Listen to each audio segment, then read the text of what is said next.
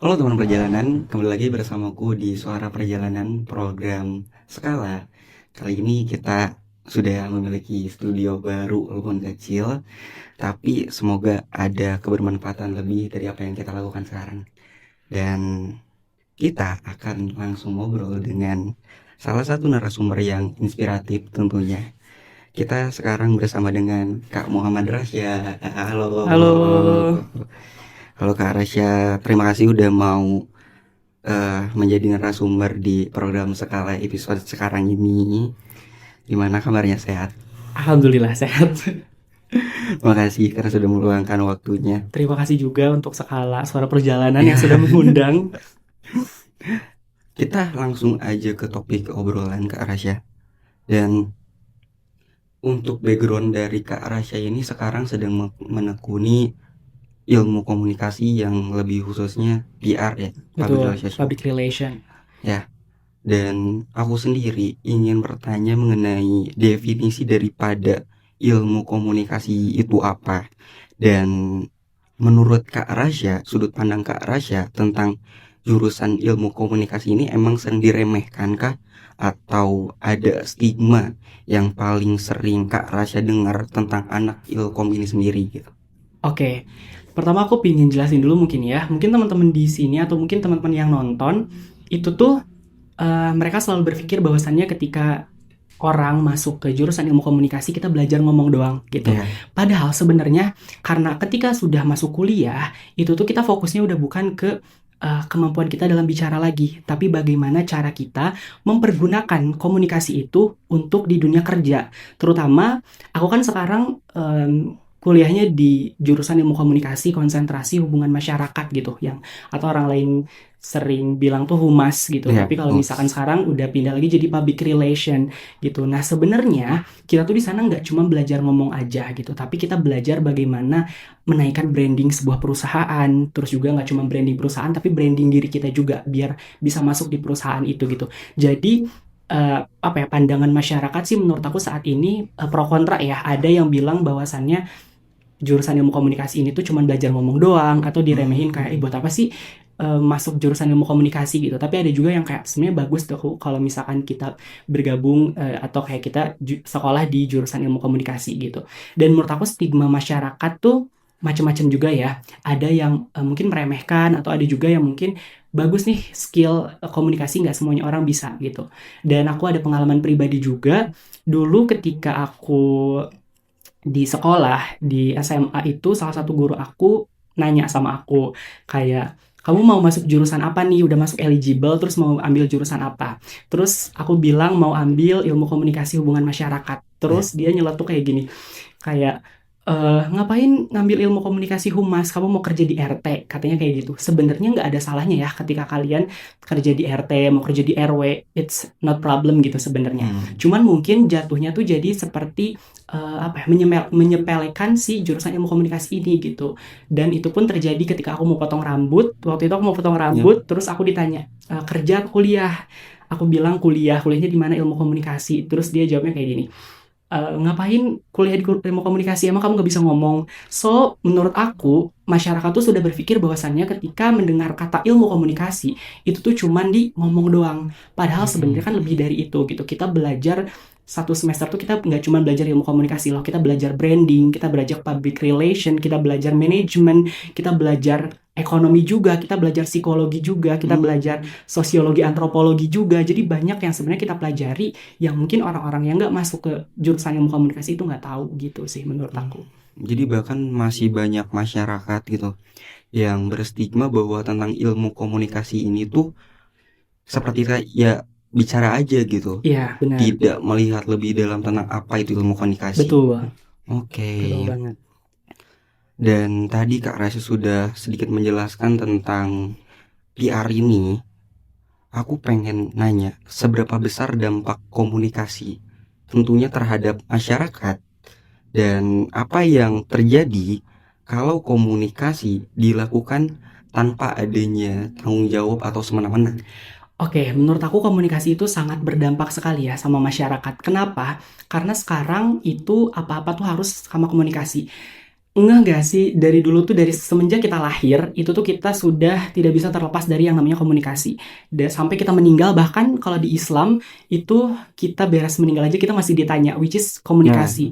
Iya, jadi sebenarnya komunikasi itu tidak bisa terlepas, salah satu hal yang tidak bisa terlepas dari kita, dari bahkan sebelum kita lahir, sampai setelah kita meninggal gitu. Karena sebelum kita lahir aja kita udah ditanya, ini garis takdir kamu seperti ini gitu. Terus kamu bersedia nggak untuk hidup gitu, untuk menjalani ini. Sebenarnya komunikasi itu adalah salah satu hal yang tidak bisa dihindari gitu dari hidup kita gitu. Dan menurut aku dampaknya terhadap masyarakat sangat berdampak banget ya.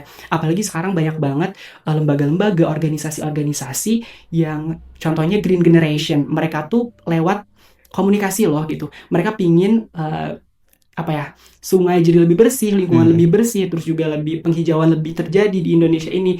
Itu tuh salah satunya untuk bisa meningkatkannya adalah dengan komunikasi, dengan meyakinkan masyarakat bahwasannya ini tuh penting loh kebersihan gitu. Terus kayak penanaman pohon tuh penting. Jadi menurut aku komunikasi itu sangat penting banget gitu untuk masyarakat.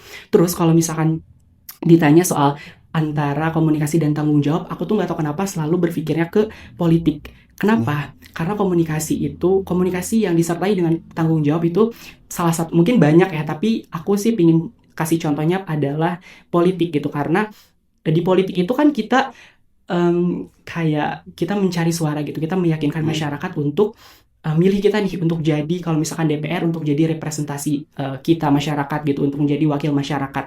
So menurut aku apa yang dia ucapkan, apa yang dia komunikasikan itu harus jadi tanggung jawab mereka gitu. Dan di PR juga kita tuh ada yang namanya apa namanya tuh, corporate image. Jadi corporate image ini tuh apa sih? Contohnya kayak gini, di sebuah perusahaan itu ada tukang parkir misalkan kayak gitu. Terus ternyata tukang parkir ini tuh dia pelayanannya buruk nih. Nanti pasti orang-orang tuh bilangnya kayak gini, nih tukang parkir di perusahaan ini buruk. Jadi sebenarnya yang tukang parkir aja yang nggak kerja langsung di perusahaannya itu tuh bisa mempengaruhi branding dari si perusahaannya. Nah, menurut aku di politik juga seperti itu gitu. Ketika wakil rakyatnya mungkin tidak bertanggung jawab atas apa yang dia komunikasikan, apa yang dia janjikan, ya itu akan berpengaruh sekali gitu kepada lembaga yang ada di bawah dia gitu, menurut aku. Jadi menurut aku antara komunikasi dan masyarakat, komunikasi dan tanggung jawab itu tuh sangat penting dan sangat berkaitan banget sih menurut aku. Oke, tadi Kak Rasya sudah bilang mengenai komunikasi itu berarti ada nilai penyampaian, dan bahkan Kak Rasya menyinggung ada Green Generation, dia tuh memiliki cita yang dimana lingkungannya ingin lebih sehat, lebih Iya, bersih, maka perlu ada komunikasi yang baik di sana. betul. Dan menurut sepengalamannya Kak Rasya sendiri, kenapa hal sesederhana cara bicara sering jadi konflik dan salah paham? Oke, sebenarnya konflik yang sering terjadi di hidup kita itu nggak jauh dari komunikasi, bener nggak Nah, sih? Sebenarnya ada 3 ya, yang dari komunikasi itu yang bikin kita jadi berkonflik. Yang pertama tuh pesan yang belum tersampaikan, yang kedua itu misunderstanding pesan, yang ketiga itu pesan yang tidak seharusnya disampaikan.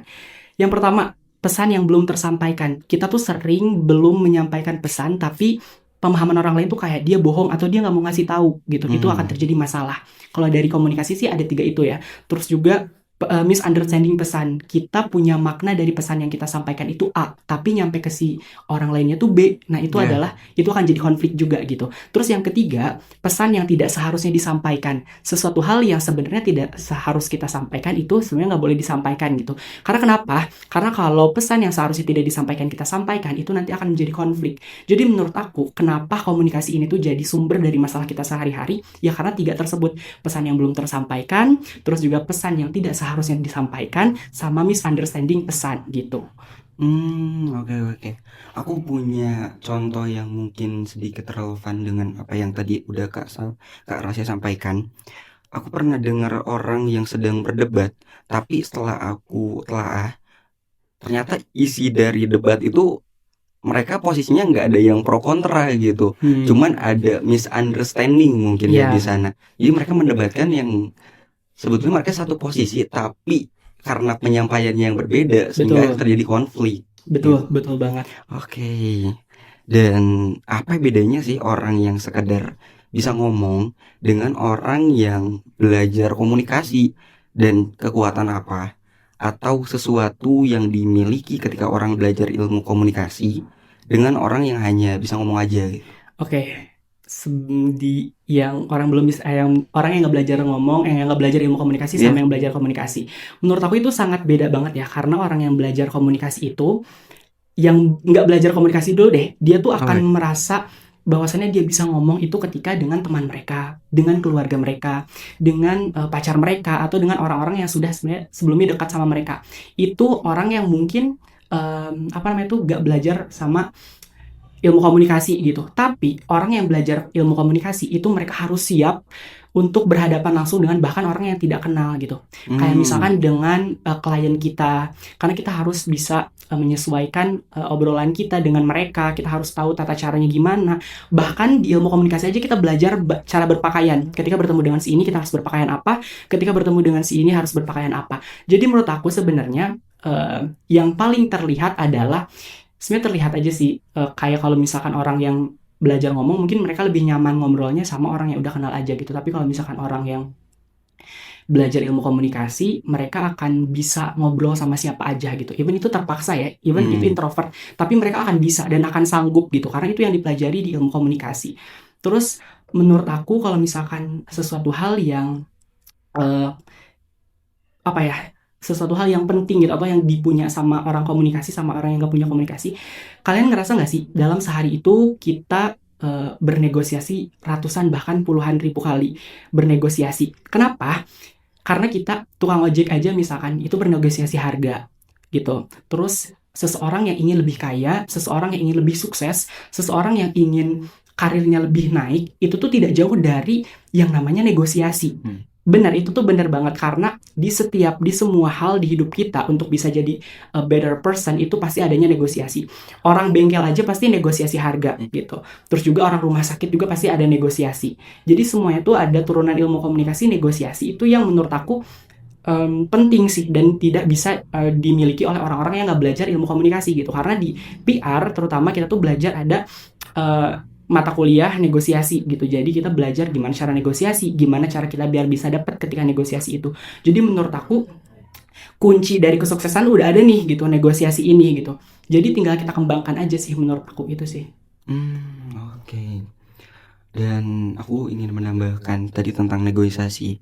Tentunya dari hasil negosiasi itu tuh kita menginginkan win-win solution dong dari negosiasi. Betul, Iya. betul. Oke, aku ingin berlanjut ke pertanyaan selanjutnya, Kak Rasya.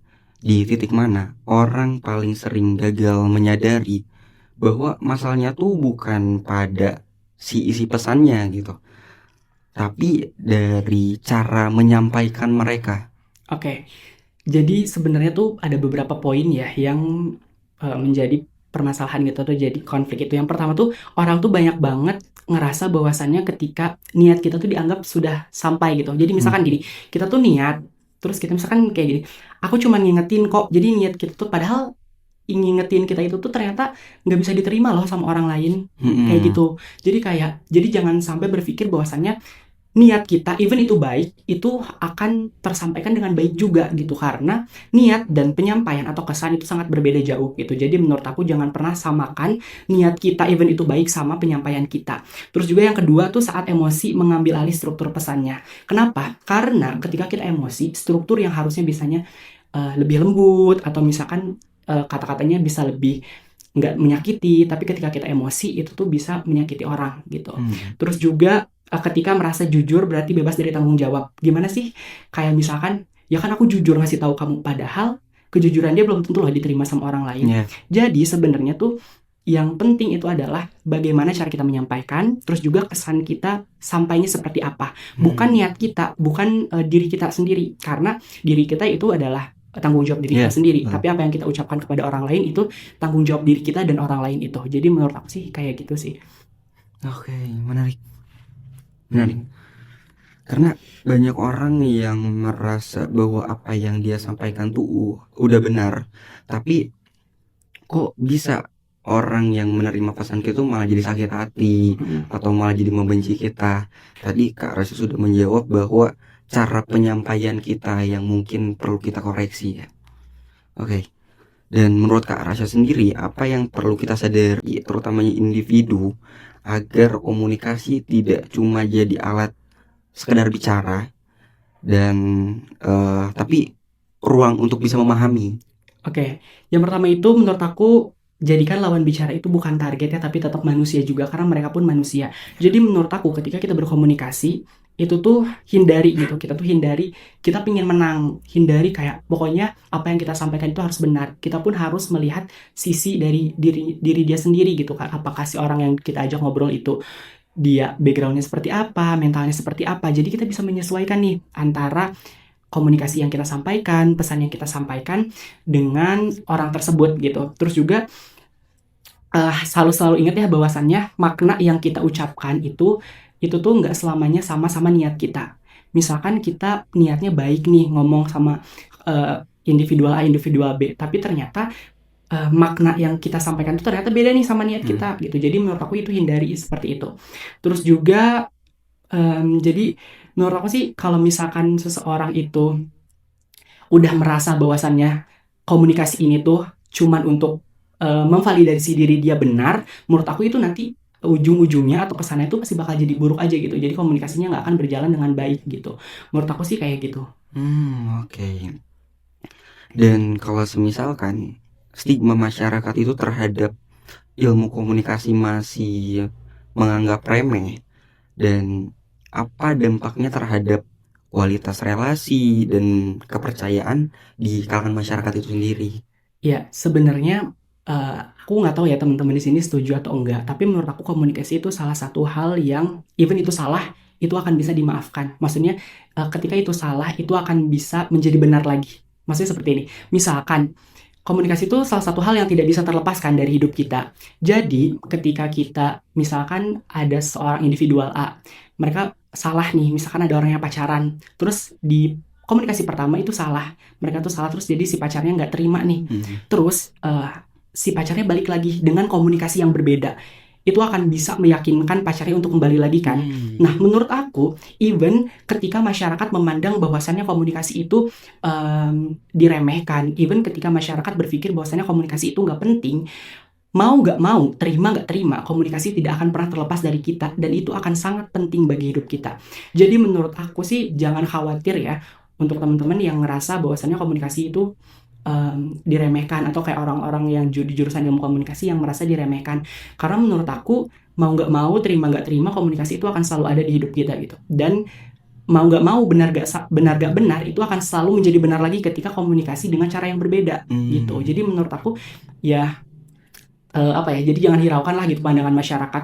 Meskipun ketika masyarakat berpikir bahwasannya ilmu komunikasi itu nggak penting atau diremehkan, itu sih emang akan menjadi trust issue gitu untuk orang-orang yang mungkin nanti ingin join ke jurusan ilmu komunikasi gitu.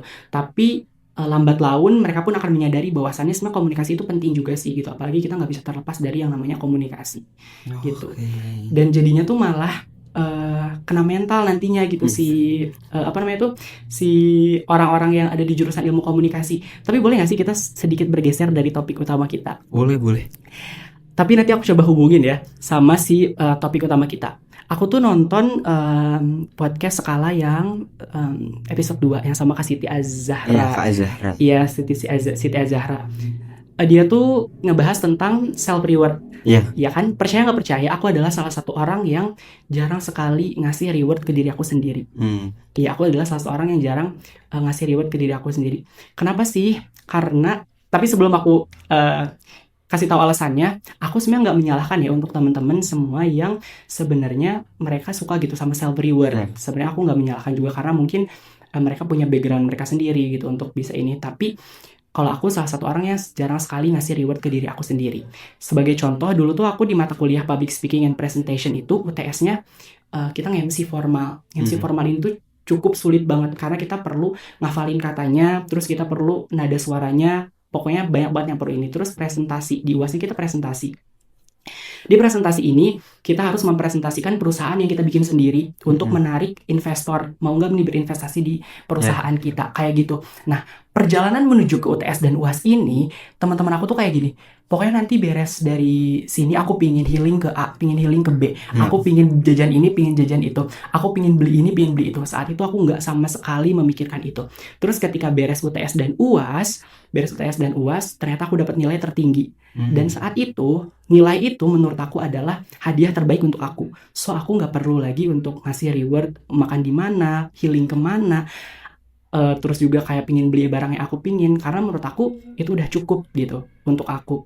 Nah, ini tuh sebenarnya berhubungan sama background seseorang gitu. Kenapa orang bisa melakukan seperti itu, kenapa orang bisa bertindak A, kenapa orang bisa bertindak B, itu tuh karena mereka punya background mereka masing-masing, Ya. punya dasar kenapa mereka melakukan hal tersebut gitu.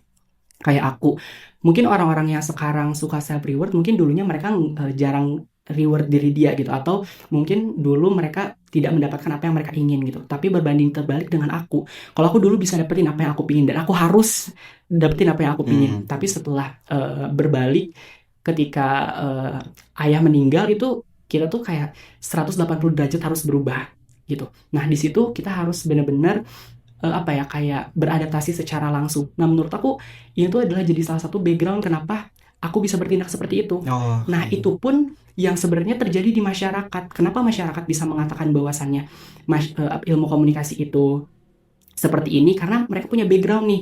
Background mereka apa sih? Background mereka tuh merasa bahwasannya ya komunikasi kita udah sehari-hari gitu. Mereka bisa kok ngomong gitu, meskipun mereka merasa bisa ngomongnya itu sama orang terdekat aja gitu. Jadi mereka merasa bahwasannya ya komunikasinya mah itu aja gitu, kayak Ya. ngobrol-ngobrol aja. Menurut aku gitu sih. Aku mendapatkan satu pelajaran yang tadi Kak Rasya sampaikan, yang dimana kalau kita berbicara tentang self reward, berarti kan output dari self reward itu adalah kepuasan kan. Betul. Sedangkan kepuasan dari Kak Rasya sendiri itu, semisalkan saya udah dibilang kayak nilai tertinggi.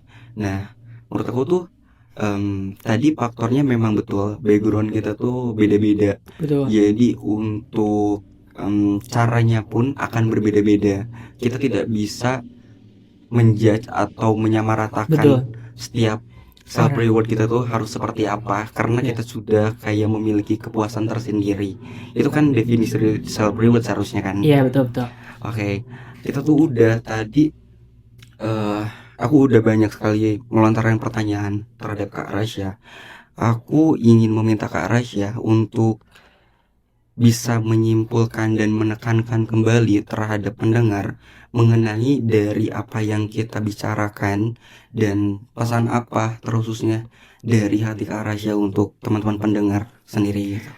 Oke, jadi perlu ditekankan lagi ya bahwasannya ilmu komunikasi itu gak cuma ngomong aja loh guys. Kita tuh belajar ilmu komunikasi itu banyak banget. Kita belajar gak cuman cara kita ngomong doang gitu. Apalagi kalau di ilmu komunikasi itu kita ada dua konsentrasi, humas dan jurnalistik gitu. Jadi kita belajar lebih ke fokusnya ke kehumasannya atau ke public relationnya.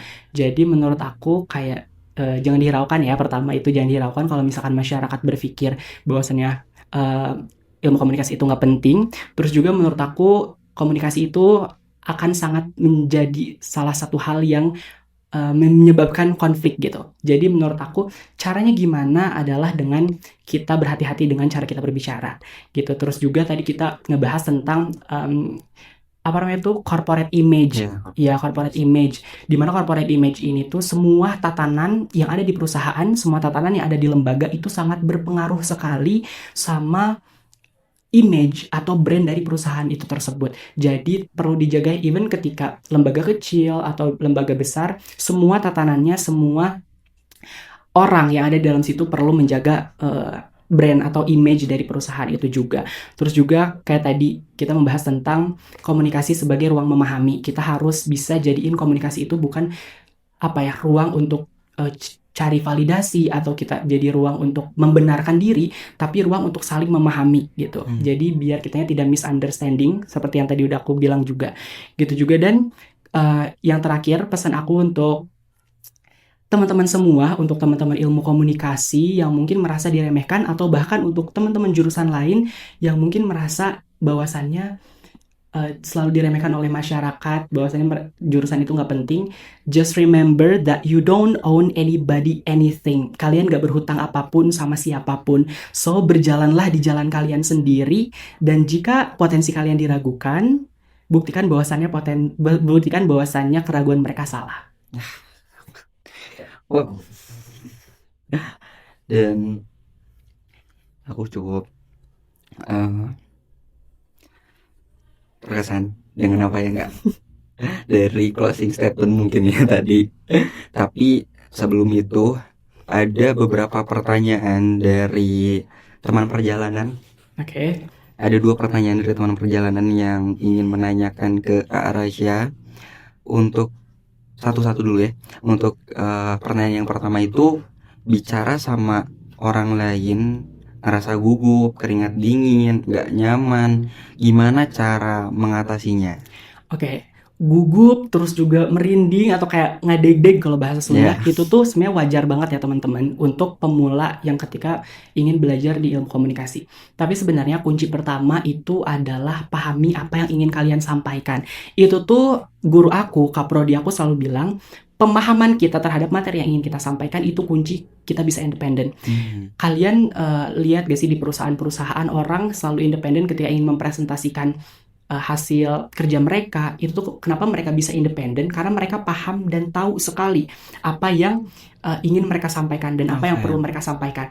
Kayak misalkan orang-orang yang ingin sidang skripsi, orang-orang yang paham, mereka akan lebih enjoy, mereka akan lebih percaya diri. Tapi orang yang misalkan joki gitu, itu mereka akan jadinya jadi nggak pede gitu, karena sebenarnya mereka nggak paham sama materi yang akan kita sampaikan. So menurut aku kalau misalkan kalian pingin pede, emang sih kayak pengalaman kalian, lamanya kalian berkomunikasi di depan umum itu penting juga. Tapi kalau misalkan kalian pingin instan, pertama kalian harus paham dulu gitu. Karena nanti pemahaman kalian itu akan menstimulus diri kamu untuk bisa percaya diri di depan orang. Jadi kamu nggak akan, sebenarnya rasa takut itu tuh yang ada di diri kita ketika kita ngomong di depan orang, itu tuh antara kita takut ditanya terus kita nggak bisa jawab, atau kita lupa sama materi yang kita sampaikan. So menurut aku kedua hal itu tuh bisa kita hilangkan dengan kita tahu dan paham sama materi yang akan nanti kita sampaikan itu gitu. Jadi terus kalau misalkan demam panggung, kalau misalkan kalian pakai mic, itu tuh aku ada tipsnya, pegang mic-nya tuh lebih erat. Jadi genggam mic itu tuh erat-erat banget sampai tangan kalian tuh sakit. Nanti tuh gemetar kalian megang mic itu akan hilang. Itu yang selalu dipelajari oleh aku gitu, apalagi sebagai MC gitu ya, yang selalu megang mic gitu. Jadi menurut aku itu sih pemahaman kalian. Nanti seterusnya bisa tuh kalian kayak lewat pengalaman-pengalaman kalian, karena seiring berjalannya waktu kalian pasti bakal hilang kok kalau misalkan kalian sering ngomong di depan orang gitu. Oke, berarti jawaban yang pertama tuh kita perlu memahami dulu materi apa yang kita sampaikan terhadap orangnya.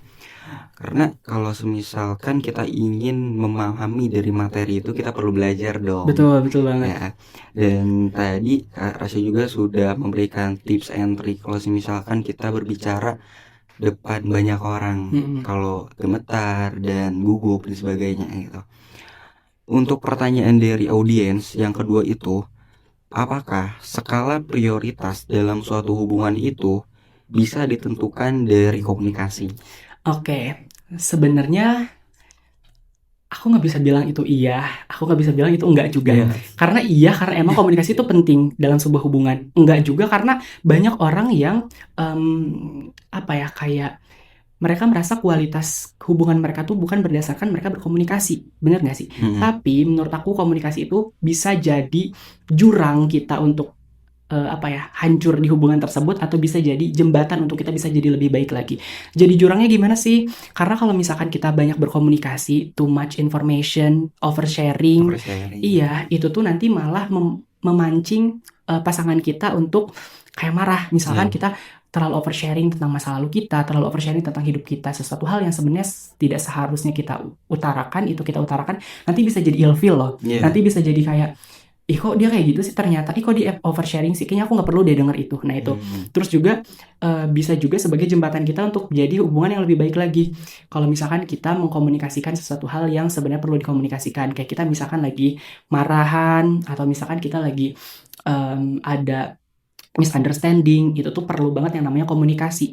Jadi menurut aku kalau misalkan ditanya komunikasi itu penting gak sih di sebuah hubungan, itu tergantung konteksnya dulu seperti apa. Kalau misalkan komunikasi yang enggak terlalu penting untuk dibicarakan ya nggak usah, karena kan tadi aku udah bilang juga ada 3 hal yang di komunikasi yang sebenarnya bisa bikin hubungan itu jadi lebih baik atau terjadi konflik. Salah satunya adalah sesuatu hal yang tidak seharusnya kita utarakan itu kita utarakan gitu.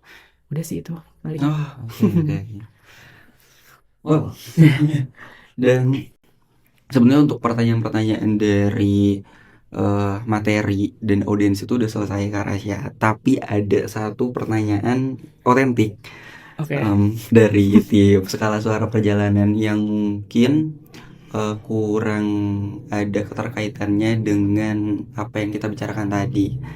Tapi ini tuh akan menjadi tanda bahwa Suara Perjalanan itu, terkhususnya program Skala, adalah program yang memang dijadikan sebagai ruang aman untuk berbicara. Pertanyaannya adalah, apakah Kak Rasya memiliki ketakutan terbesar dalam hidup dan bagaimana cara mengatasinya? Oke. Sebenarnya ketakutan dalam hidup itu banyak banget sih sebenarnya. Mau satu aja atau mau gimana? Oke, pertama deh yang paling besar ketakutan di hidup aku itu adalah kehilangan satu orang tua aku lagi. Gitu. Itu adalah ketakutan paling besar yang ada di hidup aku. Karena sekarang aku udah gak punya ayah dan aku cuma punya ibu nih. Dan aku pingin ketika nanti aku sudah sukses itu beliau masih bisa merasakan kesuksesan aku itu. Amin. Iya, karena kita sekarang ada di kuliah, kita sekarang jungkir balik gitu ya di kuliah untuk bisa sukses di masa depan. Itu buat siapa lagi kalau misalkan bukan buat orang tua gitu dan bukan buat keluarga. Jadi ketakutan terbesar aku sih kehilangan orang tua gitu ya. Mungkin dulu aku nggak pernah berpikir seperti itu. Tapi sekarang karena aku sudah kehilangan satu orang tua, aku ngerasa aku nggak boleh nih kehilangan satu orang tua lagi. Ya meskipun kita nggak tahu ya takdir tuh seperti apa gitu. Tapi ya aku akan berusaha di sisa waktunya itu aku akan lakukan yang terbaik dan semoga aku selalu berdoa semoga kesuksesan aku itu bisa dirasakan oleh beliau gitu. Terus juga ketakutan terbesar aku sebagai mas ilmu komunikasi adalah nanti beres kuliah aku mau kemana gitu. Meskipun sebenarnya ketika aku pertama masuk kuliah aja kaprodi aku tuh udah bilang bahwasannya jurusan ilmu komunikasi itu banyak banget loh potensinya. Semua perusahaan pasti butuh, semua lembaga pasti butuh. Kamu mau kerja di mana aja pasti dibutuhin. Tapi tetap aja karena jurusan ilmu komunikasi ini tuh banyak banget yang minatnya, jadi kita pun bersaingnya harus lebih lagi gitu. Jadi menurut aku sih itu salah satu ketakutannya. Makanya menurut aku ada tips lagi nih untuk teman-teman jurusan ilmu komunikasi, jangan cuman kalian belajar di kuliah aja, tapi coba kalian berorganisasi. Itu penting banget teman-teman, karena aku aja sekarang aktif di 2 organisasi kan, di Perhumas Muda Bandung sama di Korps Protokol Mahasiswa Jurusan. Nah, itu tuh bener-bener ngasih impact banget baik untuk kita gitu. Mulai dari pengalaman, terus juga relasi kita jadi bisa lebih banyak lagi. Aku bisa dipanggil nge-MC, aku bisa ditugasin untuk jadi ketua pelaksana di acara yang besar, itu tuh dari organisasi gitu. Dan itu tuh jadi akan membuka mata orang lain bahwasanya kita tuh ada loh di sini gitu. Jadi akan menambah relasi juga. Itu sih mungkin kedua ketakutan terbesar aku di hidup ini. Keren Kak Rasya, terima kasih untuk telah hadir di Skala Suara Perjalanan. Aku ingin sangat-sangat mengucapkan terima kasih. Banyak sekali hal-hal yang dapat aku pelajari. Dan terakhir, ada yang ingin disampaikan untuk pendengar atau sepatah dua patah sebelum kita tutup dan selesai episode dengan Kak Rasya? Sebelumnya aku mau ngucapin terima kasih dulu untuk tim Skala yang sudah mengundang aku. Terus aku juga ingin ngucapin ke teman-teman semua, semoga teman-teman semua yang ada yang nonton di sini semuanya bisa mendapatkan ilmu dan impact baik nih dari podcast kita hari ini. Amin. Dan aku pingin sekali lagi ya teman-teman, karena tadi aku ngerasa quotes aku tuh balelol. Ya, boleh. Kayak aku pingin ngasih saran untuk teman-teman semua jurusan ilmu komunikasi atau jurusan-jurusan yang diremehkan oleh masyarakat. Just remember that you don't own anybody anything. Kalian gak berhutang apapun sama siapapun. Jadi berjalanlah di jalan kalian sendiri gitu. Dan ketika potensi kalian diragukan, buktikan bahwasannya keraguan mereka salah. Itulah Kak Rasya. Dan